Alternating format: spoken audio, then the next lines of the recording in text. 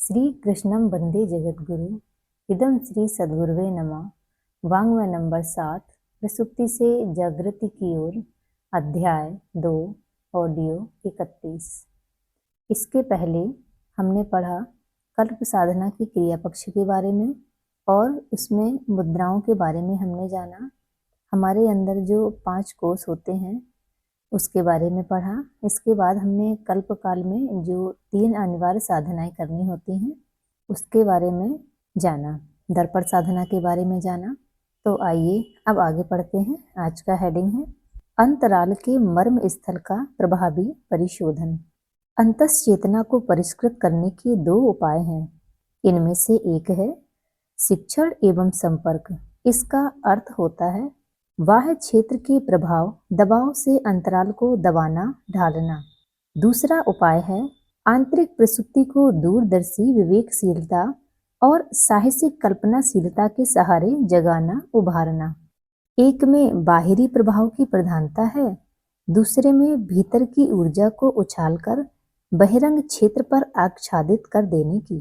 एक को बादल बरसने, धूप निकलने, आंधी चलने की उपमा दी जा सकती है, दूसरे की अणु विस्फोट, ज्वालामुखी का प्रकटीकरण, जल स्रोत का जमीन से उबल पड़ना जैसी घटनाओं से तुलना की जा सकती है।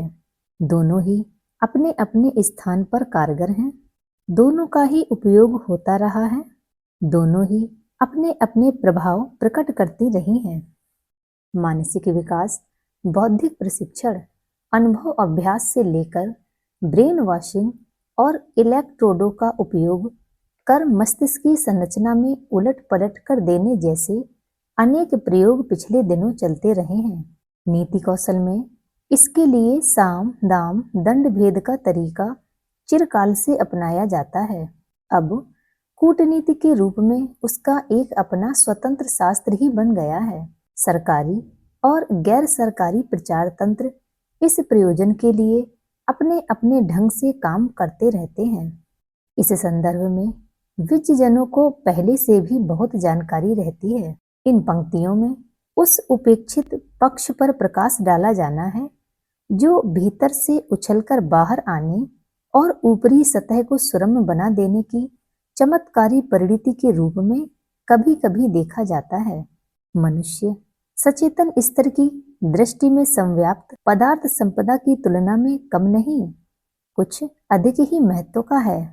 अणु की संरचना और विभु की विशालता देखकर बुद्धि को हदप्रभ रह जाना पड़ता है, किंतु यदि एक कदम और आगे बढ़कर देखा जा सके और गहराई में डुबकी लगाई जा सके तो प्रतीत होगा कि वैभव का अदृश्य भंडार उस क्षेत्र में इतना है जिसे तुलनात्मक दृष्टि से वरिष्ठ न माना जाए तो कनिष्ठ भी नहीं कहा जा सकता।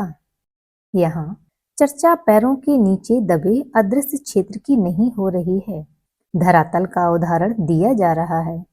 ठीक यही उदाहरण मानवीय सत्ता पर भी लागू होता है। बहिरंग क्षेत्र की प्रकृति संपदा उपयोगी भी है और आकर्षक भी, इतने पर भी अंतरंग क्षेत्र में जो विद्यमान है वह भी ऐसा नहीं है जिसकी उपेक्षा और अवमानना की जा सके। सच तो यह है कि पदार्थ का इतना सुखद, आकर्षक एवं उपयुक्त बनाने में भी चेतना का ही कौशल काम करता रहा है। अन्यथा धरती भी अन्य ग्रह पिंडों से मिलती जुलती अनगढ़ स्थिति में ही रह रही होती और इसका वर्णन विवेचन करने वाला तक कोई कहीं न होता। चेतना का स्तर ही है जिसके कारण एक ही परिस्थिति में उत्पन्न हुए व्यक्तियों में से कोई हे पिछड़ी विपन्न स्थिति में दिन गुजारता है और आत्म प्रताड़ना, लोक भर्त्सना सहता है, जबकि उनमें से कुछ को अपना रास्ता आप बनाते, अवरोध हटाते, साधन सहयोग समेटते प्रगति के उच्च शिखर तक पहुंचते देखा जाता है। यह अंतस का चुंबकत्व ही है जो अनुकूलता को खींच बुलाता है। यह अंतस का आलोक ही है जो संपर्क क्षेत्र को आलोक से जगमगाता है। यह अंतस का ऊर्जा भंडार ही है जिसकी पकड़ में आने वाला हर पदार्थ ईंधन की तरह जलने लगता है।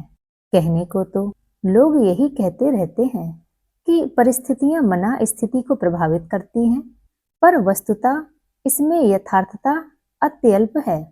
थोड़ा गंभीर पर्यवेक्षण करने पर यह स्पष्ट हो जाता है कि तथ्य कुछ और ही है। मना स्थिति ही परिस्थिति की जन्मदात्री है। मनस्वी लोग अपने भाग्य की रचना स्वयं करते हैं, प्रतिकूलताओं को कूट पीट कर अनुकूलता में बदलते हैं और वातावरण के घेरे को चीरते हुए अपना संसार आप बसाते हैं। जिनका मनस मर गया उन्हीं के लिए परिस्थितियां सब कुछ हैं। पत्ते, तिनके और धूल कण तो हवा के साथ साथ ही इधर उधर भटकते फिरते हैं। उथले व्यक्तित्वों को ही परिस्थितियों का गुलाम, भाग्य का अनुचर एवं प्रवाह में तैरता डूबता लक्कड़ कहा जा सकता है।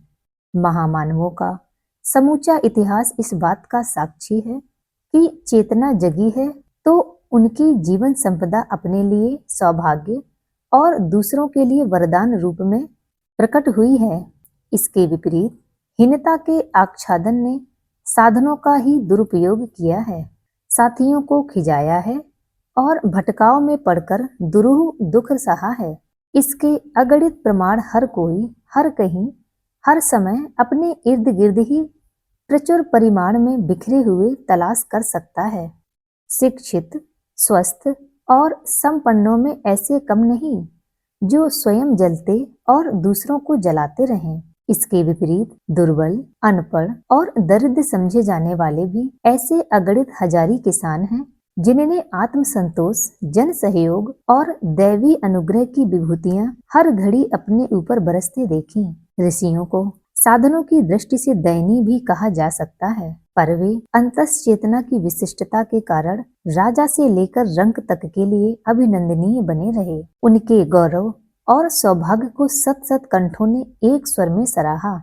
इन तथ्यों पर विचार करने से चेतना की वरिष्ठता ही स्पष्ट होती है और विश्वास बंधता है कि साधनों का बाहुल्य हो तो सोना सुगंध, अन्यथा स्वल्प साधनों में भी खिलता खिलता जीवन जिया जा सकता है। अस्तु अंतस की गरिमा को भी समझाया जाना चाहिए और इस तथ्य के प्रति गंभीर होना चाहिए कि वैयक्तिक एवं सामूहिक समस्याओं के समाधान में चेतना की उत्कृष्टता को वरीयता दी जाए और उसे परिष्कृत बनाने के लिए न केवल बहिरंग साधनों का वरन अंतस की ऊर्जा को भी उभार कर ऊपर लाया जाए। यदि चिंतन और प्रयास को ऐसा अभिनव उत्साह अवलंबन मिल सके तो समझना चाहिए कि वातावरण का कायाकल्प होने में सतयुग के प्रज्ञा युग के अवतरण में अब न विलंब लगेगा न अवरोध अड़ेगा। सामयिक व्यापक विपन्नताओं को निरस्त करने, शालीनता, प्रसन्नता एवं सुव्यवस्था का वातावरण बनाने के लिए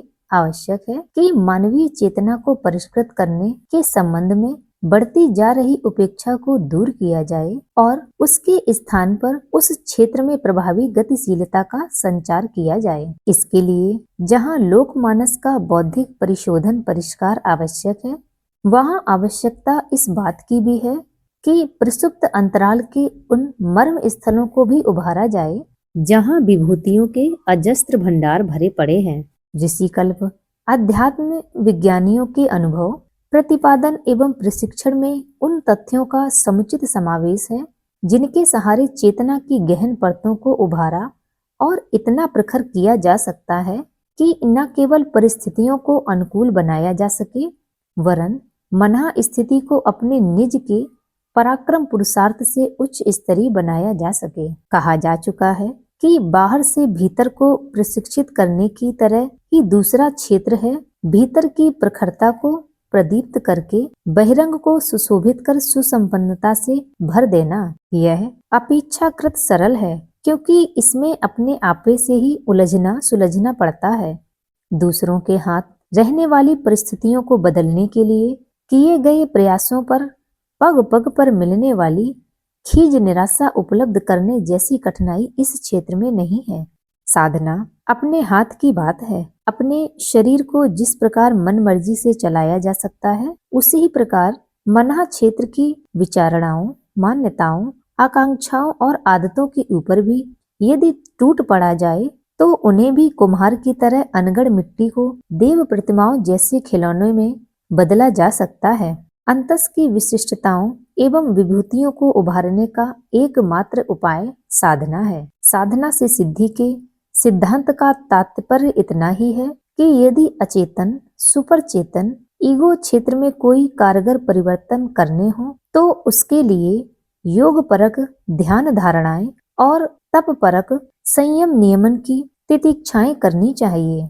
सत्संग से व्यवहार और स्वाध्याय से चिंतन को सुधारा जा सकता है। यह व्यवहार में आने वाली ऊपरी परत है। इससे मन मस्तिष्क की विचारणाएं भटकाव से उबरकर सही दिशा में चलने के लिए प्रशिक्षित की जाती हैं। इतने पर भी अंतराल का आस्था परक क्षेत्र तो बच ही जाता है। उसके लिए उन उपचारों का प्रयोग करना पड़ता है जो चेतना के मर्म स्थल तक पहुंच सके। वहां निवास करने वाली श्रद्धा प्रज्ञा और निष्ठा को संचित कुसंस्कारों से मुक्त कर सके। प्रवृत्तियों की जड़ें बहुत गहरी होती हैं। वे समझने समझाने पर भी अपना अंगद जैसा पैर यथा स्थान जमाए रहती हैं। दूब की पत्तियां सूख जाने पर भी जड़ नहीं सूखती, तनिक सी नमी पाते ही देखते देखते हरी भरी होने लगती है। यही बात प्रवृत्तियों के संबंध में भी है। कुसंस्कार उन्हीं में पलते हैं। भ्रांतियों का कोटर वही है।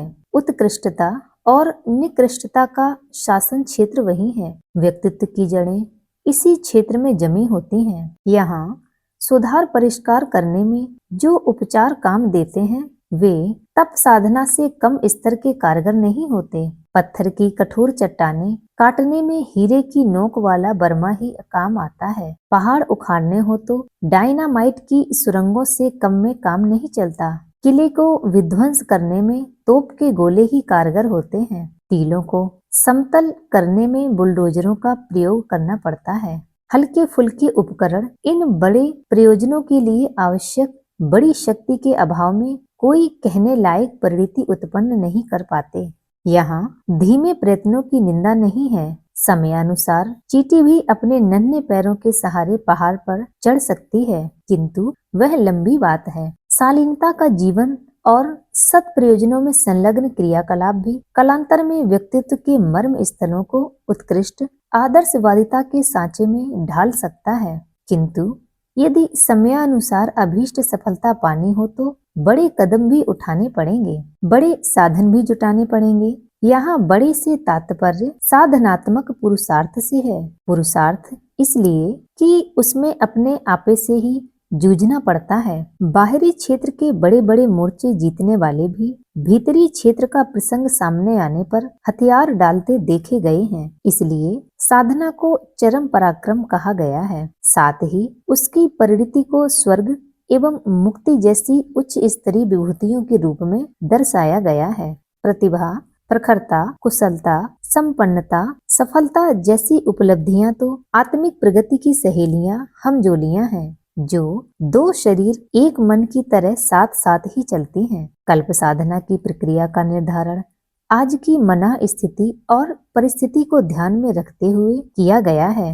वह ना तो इतना कठिन है जिसे संकल्पवान व्यक्ति भी पूरा ना कर सके, और ना ही वह इतना सरल है कि विलासिता और अस्वच्छता के अनगढ़ ढर्रे को यथावत बनाए रहकर मात्र कुछ पूजा उपचार करने भर से बन पड़े। पूजा उपचारों साधना कृत्यों का महत्व तभी है जब वे श्रद्धा विश्वास के साथ जुड़े और संकल्पित व्रतशीलता बनकर सैन्य अनुशासन की तरह निभे। कल्प साधना में दान और तप के सभी तत्वों का सुसंतुलित ढंग से समावेश है। साथ ही वह सर्वथा हानि रहित भी है। जैसा कि अन्य योग साधनाओं में प्रयत्न भ्रष्ट होने पर कई प्रकार के विग्रह उठ खड़े होते हैं, वैसी स्थिति न आने पाए, इसलिए उसके नितांत उपयोगी होने के साथ साथ सर्वथा हानि रहित होने का भी पूरा ध्यान रखा गया है। कल्प के पूर्व कुछ अनिवार्य ज्ञातव्य।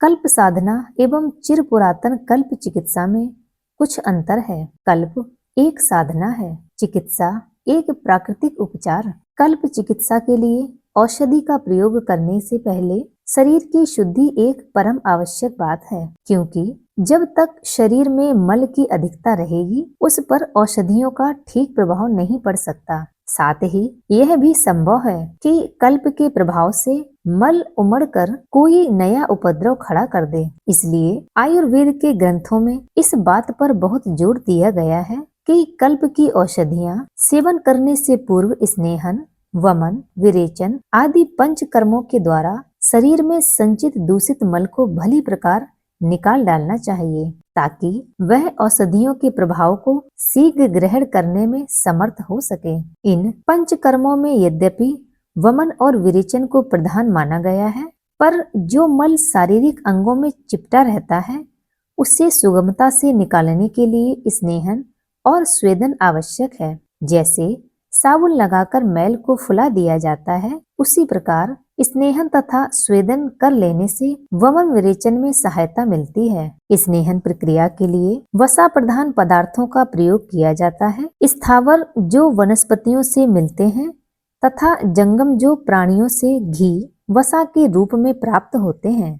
कल्प चिकित्सा में घी और तेल को ही प्रधानता देते हैं। इनका प्रयोग पीने, वस्ति, शिरोवस्ति, नस्य, मालिश एवं भोजन आदि के द्वारा किया जा सकता है। स्वेदन प्रक्रिया का अर्थ किसी प्रकार से काया को गर्मी पहुंचाकर पसीना लाना है। इसके माध्यम से शरीरगत दोषों को बाहर निकलने में सहायता मिलती है। प्राकृतिक चिकित्सा के ढंग से भाप प्रक्रिया द्वारा ऊपर कंबल व नीचे अंगीठी रखकर पसीना लाया जा सकता है। इससे रोमकूप खुलते हैं और मल निष्कासन की प्रक्रिया तेज होती है। आजकल इस कार्य के लिए बिजली का इंफ्रारेड किरणों का भी प्रयोग किया जाता है। वमन प्रक्रिया के पीछे सिद्धांत है संचित मलों को आमाशय में एकत्रित हो जाने पर उन्हें निकाल बाहर करना। यदि वमन प्रक्रिया ठीक प्रकार से विशेषज्ञ के मार्गदर्शन में की जा सके तो शरीर वस्तुतः हल्का होकर कल्प के योग्य हो जाता है। यह संचित कफ को निकाल देने की प्रक्रिया है। विरेचन इसलिए वमन के बाद कराया जाता है ताकि ऊपर का कफ आंतों में कष्ट उत्पन्न ना करे। विरेचन में किस प्रकृति के व्यक्ति के लिए क्या श्रेष्ठ औषधि हो, यह उसकी प्रकृति पर निर्भर है। आयुर्वेद के निष्णात इसका निर्धारण करते एवं पित्त से मृदु, वात कफ से क्रूर तथा समदोष वाले व्यक्ति के लिए विरेचन की प्रक्रिया का स्वरूप बनाते हैं। अंतिम प्रक्रिया है वस्ति, जहाँ वमन और विरेचन मात्र आमाशय और पित्ताशय की शुद्धि करते हैं, वहीं वस्ति से मलाशय तथा पक्वाशय की विकारों का निष्कासन किया जाता है। एनिमा इसका एक आधुनिक स्वरूप है। आयुर्वेद में इसी प्रयोग हेतु विभिन्न मंत्रों से मूत्राशय, महिलाओं के योनि मार्ग तथा मलाशय की शुद्धि का विधान है। औषधि युक्त तेल, साबुन मिश्रित जल अथवा ग्लिसरीन आदि अंदर पहुंचाकर संचित मल को इससे निकाल बाहर किया जाता है। यह तो संक्षेप में उन पंच कर्मों की चर्चा हुई जिन्हें कल्प के पूर्व किए जाने का शास्त्रोक्त विधान है। शरीर का शोधन करने के लिए इससे श्रेष्ठ कोई उपचार नहीं, परंतु आजकल ऐसे सुदृढ़ मना स्थिति के व्यक्ति मिलते नहीं जो इस पूरे प्रकरण को धैर्य पूर्वक निभा सकें। आध्यात्मिक भावकल्प में इसी कारण पहले मन को मजबूत बनाने के लिए प्रायश्चित प्रक्रिया तथा आहार की सीमा बंधन जैसे छोटे प्रयोगों से शुभारंभ किया जाता है। इतना बन पड़ने पर आगे वह पृष्ठभूमि बन जाती है जिसके आधार पर और भी क्लिष्ट प्रयोग कायाकल्प के लिए किए जा सकें। आज के लिए इतना ही। सभी को प्रणाम। 21वीं सदी उज्जवल भविष्य। भारत माता की जय।